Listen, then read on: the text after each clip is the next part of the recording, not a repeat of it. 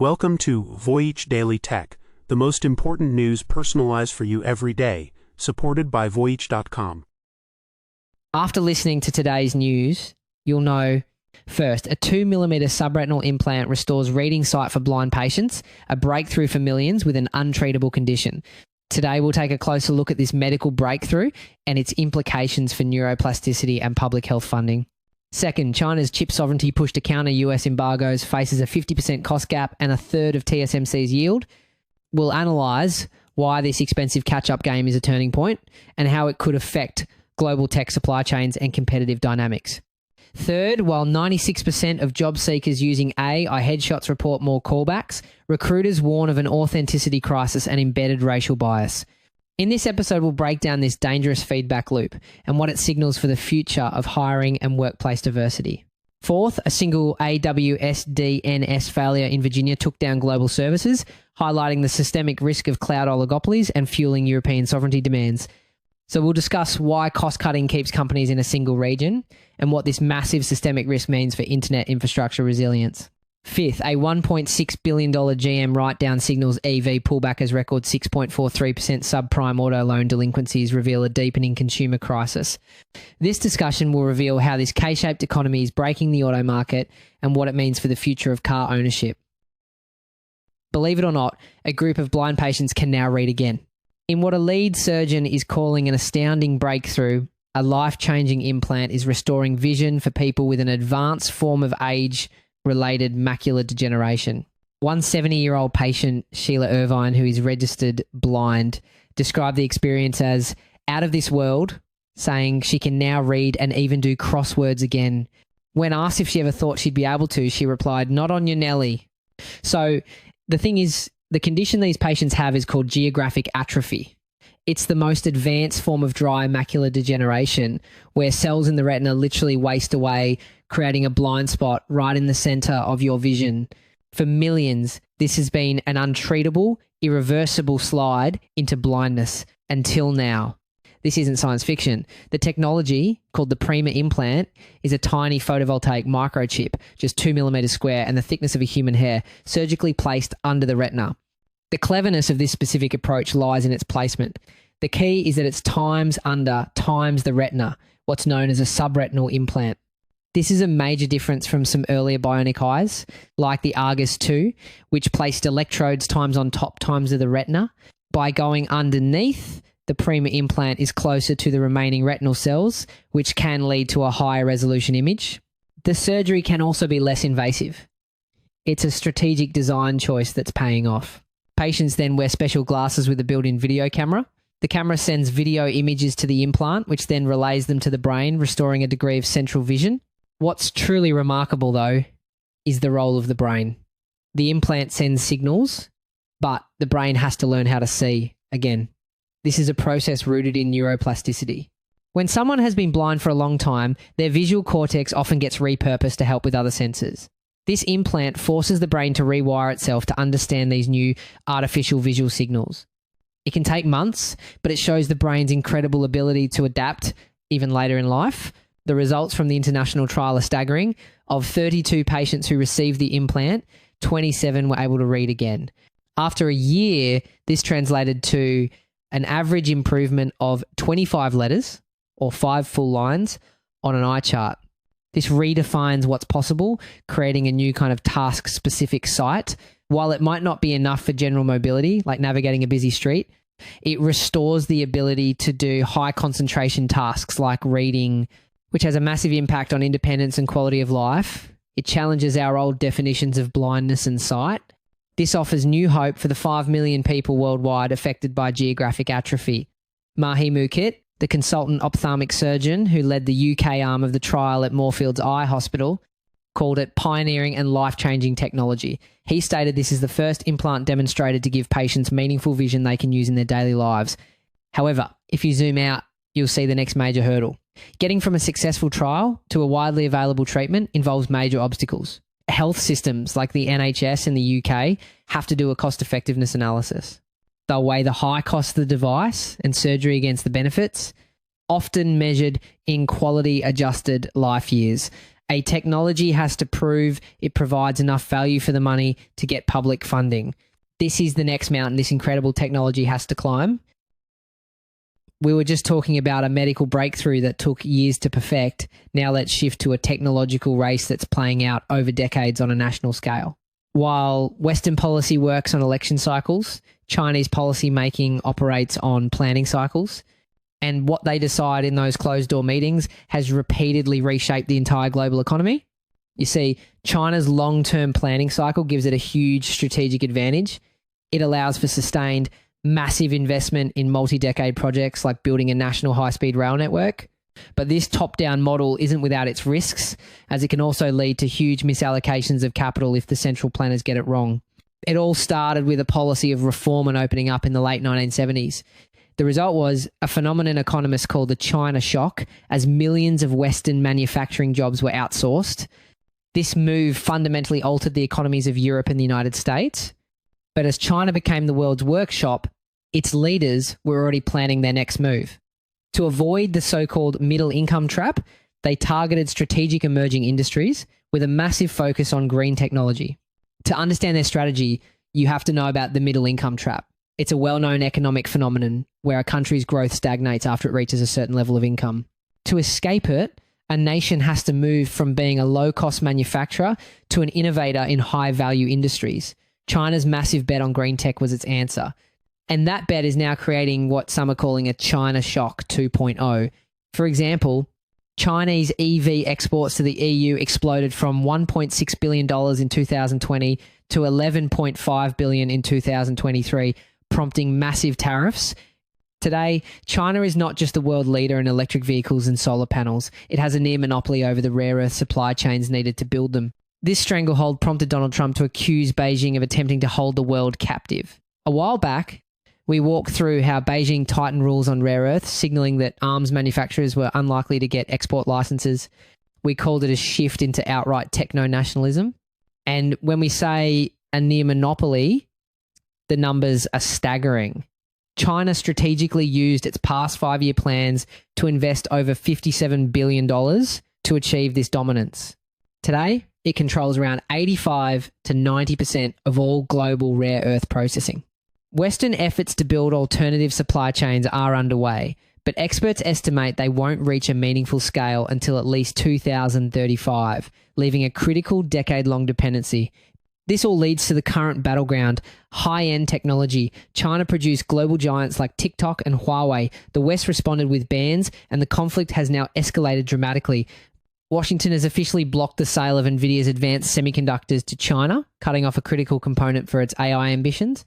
That push is about who can tap into CUD A-powered compute, not just who holds the boards. China's response is now the central focus of its next 5-year plan, new quality productive forces. This means putting China at the cutting edge of chip making and AI, building a domestic tech sector that is completely immune to Western embargoes. Achieving this chip sovereignty, however, is a monumental gamble. The technical hurdles are immense. For instance, while China's top chip maker, SMIC, has made incredible progress, its new advanced chips are estimated to cost 40 to 50% more to produce than those from Taiwan's TSMC. And their production yield is only about 1/3 of TSMC's. This is the brutal reality of the chip war.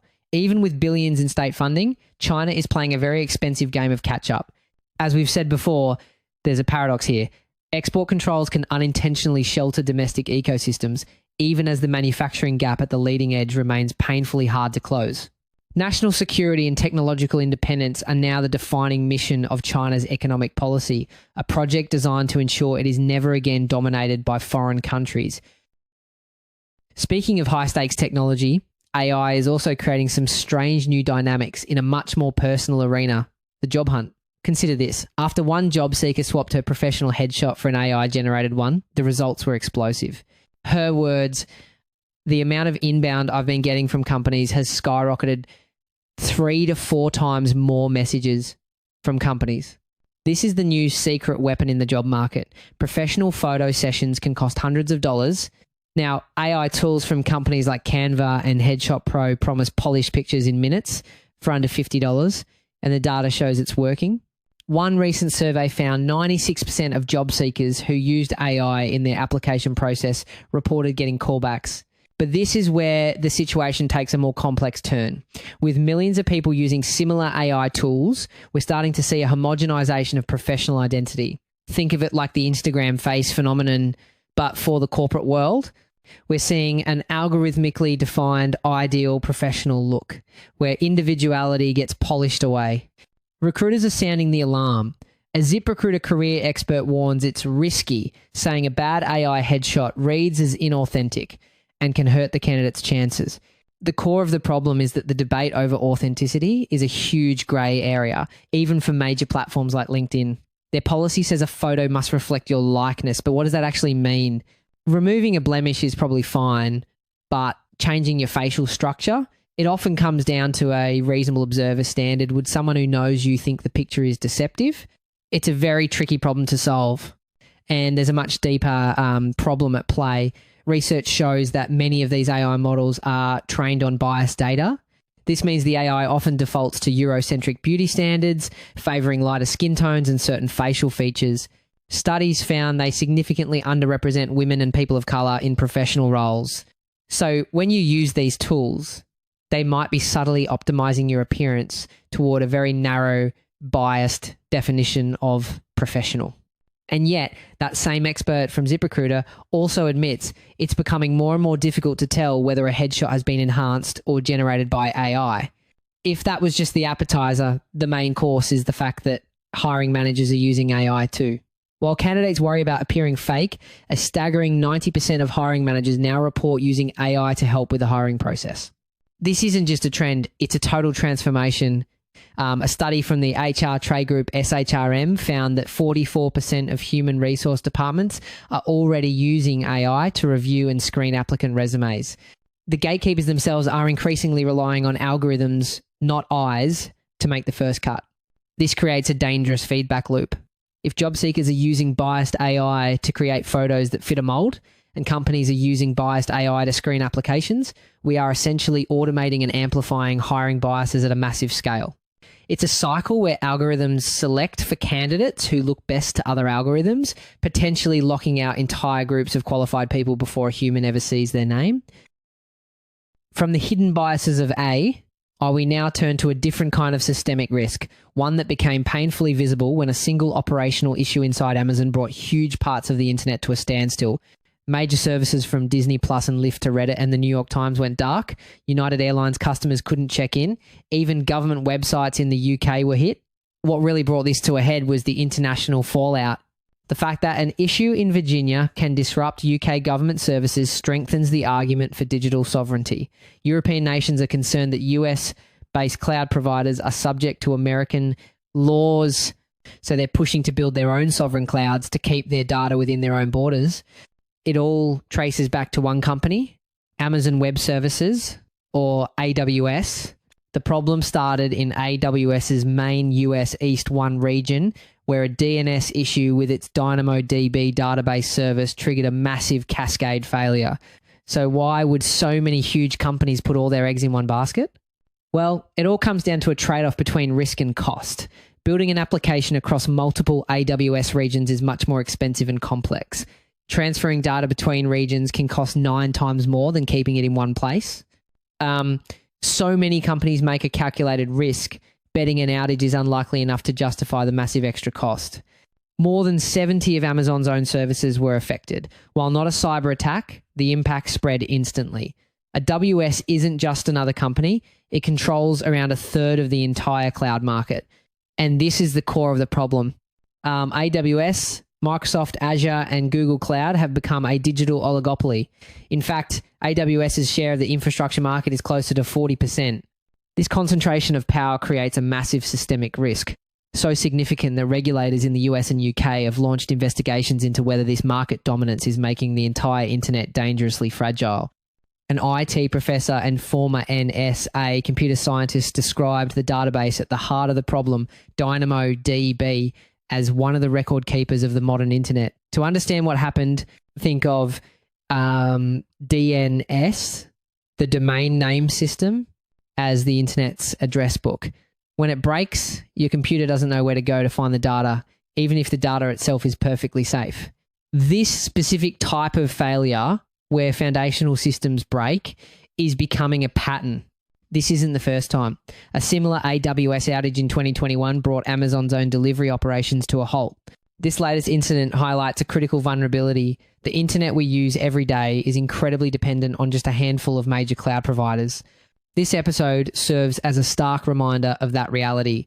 As one expert put it, when a major cloud provider sneezes, the internet catches a cold. We were just talking about the fragility of the tech giants. And interestingly enough, that same fragility is showing up in old school industry. General Motors just pre-reported a $1.6 billion charge, all because it's pulling back on electric vehicles. A while back, we walked through how GM's Ultium platform ran into scaling snags, the technical cracks behind the financial headline, and flagged this could be the first wave of big write-downs. And this isn't just about sluggish sales. GM is reacting to some major policy shifts in the US. The big one is the expiration of the $7,500 federal EV tax credit. On top of that, relaxed emissions regulations have reduced the pressure on automakers.